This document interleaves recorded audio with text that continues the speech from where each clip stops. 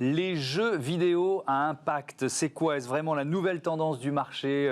On en débat tout de suite avec Jean-Jacques Launier, bonjour. Bonjour. Heureux de vous accueillir, vous êtes le fondateur du musée Art Ludique. Et puis avec nous en visioconférence, Romain Vincent, doctorant sur les usages pédagogiques du jeu vidéo, enseignant en histoire géo dans l'Académie de Créteil. Bonjour, bienvenue, est-ce que vous m'entendez bien? Bonjour, oui, très bien. Bon, la liaison est bonne, c'est parfait. Jean-Jacques Launier, peut-être on peut commencer par évacuer un cliché qui ne date pas d'hier, le profil type, l'âge moyen d'un amateur de jeux vidéo aujourd'hui. Déjà, il y a 72% des Français qui jouent, donc c'est archi familial. Maintenant, je crois que même 80% des Français jugent que c'est un exercice ludique et familial.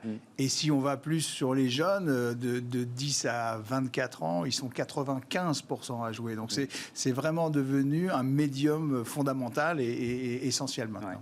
Ouais. Jeu à impact, c'est le terme qu'on va employer dans ce débat. Si vous deviez définir un jeu à impact, vous diriez quoi? Je pense que, alors, je reviens juste sur le fait qu'il y a aussi la parité dans le jeu vidéo. Oui, c'est vrai. Et c'est qu'on est presque à 50%, on est à 47-53. Donc on croit souvent que c'est un jeu les jeux sont pour les garçons, pour les hommes, etc. Tout est en train de changer et ça participe sûrement à cette notion de jeu à impact parce qu'effectivement, il y a un contenu maintenant. Le jeu vidéo, c'est assez jeune. C'est devenu populaire dans les années 72 avec Pong. Et aujourd'hui, maintenant... Ça me rappelle quelques souvenirs. Donc, il n'y a pas si longtemps, mais aujourd'hui, avec la technologie, avec le contenu qui est à la fois littéraire, musical, l'écriture, on arrive à des vraies histoires et je pense que c'est ce qui participe à la fois à raconter notre histoire, à la fois à raconter peut-être notre futur. Romain Vincent, je commence là aussi par la définition avec vous. Vous diriez quoi pour définir? Ça va au-delà du jeu éducatif, le jeu à impact. Oui, c'est un peu difficile à définir. Il faudrait peut-être donner quelques exemples de jeux. Je ne sais pas ce que vous entendez par ce terme, mais c'est un de ces termes qu'on utilise beaucoup ces dernières années pour qualifier des jeux qui ne seraient pas... alors c'est un peu curieux à dire, mais des jeux qui ne seraient pas que des jeux, c'est-à-dire des jeux qui auraient une mission supplémentaire. Et c'est un terme un peu plus... peut-être novateur que jeu éducatif, même si quand on analyse les dispositifs, on se retrouve... à peu près en face des mêmes choses. C'est-à-dire que dès qu'un jeu présenté comme à impact, comme éducatif, comme expressif, comme vous avez plein d'adjectifs des fois qui se rajoutent, comme politique. Souvent c'est des formes de jeu qui justement insèrent dans leur dispositif des formes assez classiques en fait de pédagogie finalement, si on devrait en fait donner des caractéristiques. On peut prendre quelques exemples. Romain Vincent, par exemple, vous êtes professeur d'histoire et de géographie. Le jeu Soldat inconnu d'Ubisoft, ça peut être un outil pédagogique ? Alors, cette question d'outil pédagogique, il peut être un outil pédagogique à partir du moment où on le transforme en outil pédagogique. C'est pas quelque chose qui va de soi, parce que le jeu vidéo, on peut d'abord s'accorder qu'il est vécu comme un jeu, avant d'être un médium, avant d'être une œuvre culturelle, etc. Déjà, pour les joueurs, il est vécu comme un jeu, c'est-à-dire avec une attitude ludique. Un jeu comme Soldat inconnu d'Ubisoft, il est évidemment intéressant parce qu'à mon sens, il montre un peu la séparation assez claire qu'on a entre le ludique et l'éducatif et le sérieux, si vous voulez, dans ce genre de jeu. C'est-à-dire que le ludique est composé de petites énigmes, de phases un peu de puzzle game, alors que l'aspect éducatif, il se retrouve comment dans Soldat inconnu? Il se retrouve avec des fiches pédagogiques insérées dans le jeu qu'on vous propose, c'est-à-dire qu'on vous applique du texte et des vraies photos en fait de l'époque, donc des sortes un peu de diapos en fait. Donc encore une fois une forme de transmission des connaissances sur le passé très classique, enrobée dans un habillage ludique. Ouais, et le jeu est très intéressant là-dessus, mais il montre en fait la séparation entre les deux. Ouais, et c'est souvent comme ça, d'ailleurs, passer par le ludique pour un apprentissage, ça fonctionne bien. On est évidemment soldat inconnu dans l'univers de la Première Guerre mondiale. Jean-Jacques Launier, je me souviens d'une exposition au musée Art Ludique où on était dans l'univers d'Assassin's Creed qui nous plongeait. C'était quoi? C'était une reconstitution de Paris, c'est ça? Alors c'est vrai qu'il y avait Soldat inconnu aussi, parce qu'on découvrait tout ça, mais il y avait aussi, c'est vrai que on a eu la chance, quand on a fait cette expo, que le jeu vidéo d'Assassin's Creed se passait à Paris pendant la Révolution. Et on avait travaillé avec les équipes d'Ubisoft. Ils nous avaient expliqué que pour ce jeu-là, ils avaient recréé une grande partie de Paris à l'échelle 1. C'est-à-dire que pour Notre-Dame, ils avaient passé 14 mois à remodéliser entièrement Notre-Dame. Et d'ailleurs, ils ont confié les plans en 3D pour la reconstruction de Notre-Dame. Donc l'histoire rejoint l'histoire d'une certaine façon.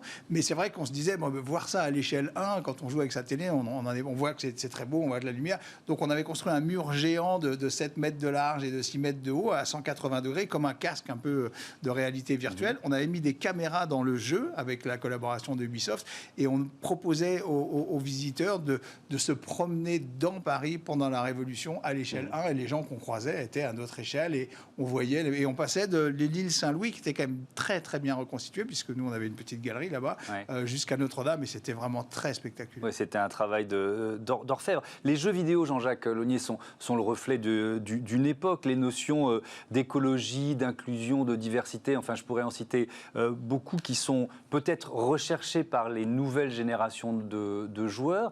Est-ce que ça veut dire que les éditeurs, les concepteurs de jeux vidéo suivent cette tendance aujourd'hui? Est-ce qu'on voit apparaître de plus en plus de jeux vidéo avec cette dimension? Ou est-ce que finalement, ce que disait Romain Vincent, un jeu c'est d'abord fait pour jouer, quoi? Non, je crois qu'il y a une vraie... C'est comme la littérature, en fait. C'est arrivé à un genre comme le cinéma. Enfin, il y a plus de gens qui jouent aux jeux vidéo qui vont au cinéma. Donc, évidemment, les éditeurs réfléchissent. Il y a des gens passionnés. Il y a un studio qui s'appelle Quantic Dream, qui est un studio français, qui a sorti un jeu qui s'appelle Detroit sur l'intelligence artificielle. Et on incarne un personnage qui est un espèce de robot, en fait, mais qui a une grande intelligence. Et il est victime de tous les racismes. Et à un moment, la technologie permet aux joueurs d'avoir le choix. Est-ce que vous vous rebellez? Est-ce que vous supportez? Est-ce que vous allez rejoindre vos semblables pour vous battre contre les humains? Enfin, et donc, je pense qu'il y a des notions de choix. Donc, c'est à la fois raconter les histoires passées, mais à la fois peut-être anticiper nos peurs, nos révoltes, et ça fait réfléchir. Et je pense que c'est passionnant parce que c'est, dans la mesure où c'est interactif, c'est extrêmement émotif. Romain Vincent, il y a un marché du jeu à impact. Et si oui, est-ce que vous le voyez grandir? Difficile à dire. On va dire que les jeux qui se veulent, encore une fois, plus qu'un jeu, donc avec une mission ici, par exemple éducative, ça, c'est pas nouveau. On pourrait reprendre tout le marché en fait du ludo-éducatif dans les années 90, voire même avant, avec l'enseignement, ce qu'on appelait le AO, l'enseignement par ordinateur. Et on voyait déjà un peu ce genre de programme avec toujours maintenant des choses un peu similaires. Si vous regardez le mode éducatif d'Assassin's Creed s'appelle le Discovery Tour. Bon, il reprend une forme, encore une fois, de pédagogie assez classique. On vous donne en fait des visites guidées sous forme d'audio guide avec à la fin un petit QCM à répondre. Vous avez aussi ce qui devrait sortir dans les mois à venir, je crois, par une entreprise française qui s'appelle un jeu qui s'appelle Powers, me semble-t-il, ou dans les premiers trailers qu'ils ont dévoilés, on se retrouvait toujours devant des équations mathématiques très scolaires, mais habillées avec une mise en forme un peu plus comment dire, animée, ou des QCM par exemple pour l'histoire. Donc si vous voulez que ça soit un nouveau, que ce soit un marché actuellement, oui, qu'il soit nouveau, pas vraiment en fait. Je disais pas nouveau, je disais plutôt en croissance. C'était ça ma question, Jean-Jacques. Vous pensez que c'est le marché d'avenir du jeu vidéo ou c'est une niche finalement dans le marché gigantesque des jeux vidéo? Je pense que l'expertise et ce qu'on vient d'évoquer sur le tour que offre le jeu Assassin's Creed, mais ça se passe en Égypte et là c'est une reconstitution entière de l'Égypte à l'époque. Ça se passe en Grèce pendant l'Antiquité et là aussi on découvre ces mondes-là. L'impact il est vraiment important, même si effectivement ça reste des notions. Ou quand ça se passait à Rome, etc. Je me souviens que moi ça m'a donné envie d'aller à Rome et j'y suis allé. Enfin, l'impact il est aussi dans le voyage, il est aussi dans l'envie de découvrir. C'est peut-être pas le jeu pédagogique extrême, mais quand on a joué à ça, on a envie d'en savoir plus. Et je pense que ça, c'est la notion littéraire qui est vraiment intéressante. Après, il y a des jeux plus ludiques. Animal Crossing, par exemple, est un jeu dont on a beaucoup parlé l'année dernière. C'est le jeu le plus vendu.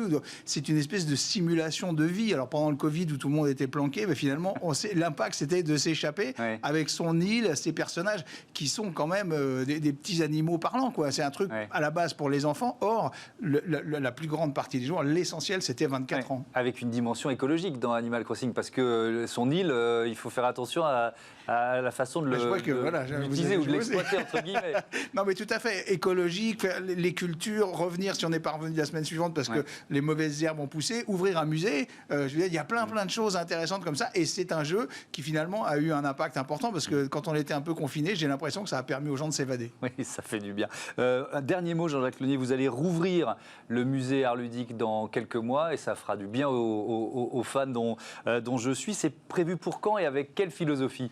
Ce serait prévu pour la fin de l'année, en fait, en 2021, dans la gare Saint-Lazare. Donc c'est un lieu mythique, 1837, 120 millions de voyageurs actuellement. On sera derrière la grande horloge et ce sera sur l'histoire de l'art, en fait, puisque c'est quand même très connecté à l'histoire de l'art. L'homme des cavernes dessinait les hiéroglyphes égyptiens, la tapisserie de Bayeux. Ceux qui racontent nos histoires aujourd'hui, ce sont ceux du jeu vidéo, de l'animation, de la bande dessinée. Et ce musée, c'est le premier au monde qui va leur être consacré et on est vraiment impatient de l'ouvrir. Eh ben, merci d'avoir tenu, parce que c'était ça aussi, c'était un combat de réussir à rouvrir le musée Art Ludique. On y sera évidemment pour l'ouverture à la gare Saint-Lazare à Paris. Merci à tous les deux. Merci Romain Vincent d'avoir participé à ce débat. À bientôt sur Bismart. Tout de suite, c'est Smart Ideas. On découvre l'association Les Bureaux du Cœur.